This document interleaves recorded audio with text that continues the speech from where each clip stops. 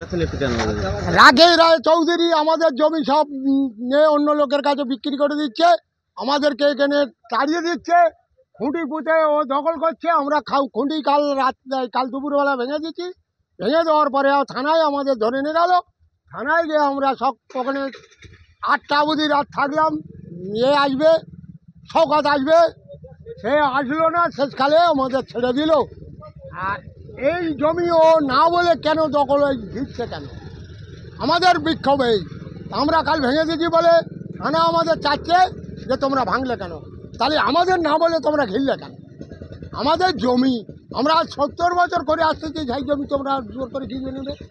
তুমি রাঘেই রায় চৌধুরী, তুমি এখানে এখন তারদা অঞ্চলের উপপ্রধান, তোমার বউ প্রধান বলে তুমি যা ইচ্ছা তাই করবে?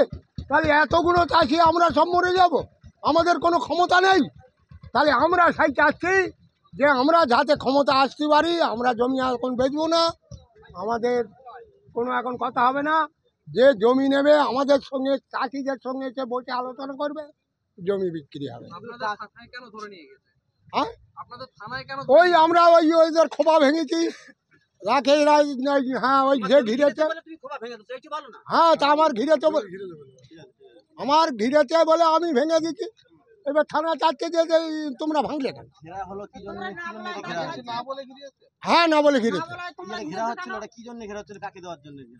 ও রাকেশ এখন চৌধুরী, এখন ও ঘিরে নিচ্ছে, ও কারে দেবে, বিক্রি করবে। কি হবে তা আমরা জানি না, এখন ওইটি নিয়ে ওইটি যা করবে করবে। হ্যাঁ আমরা এখনো চাষ করছি,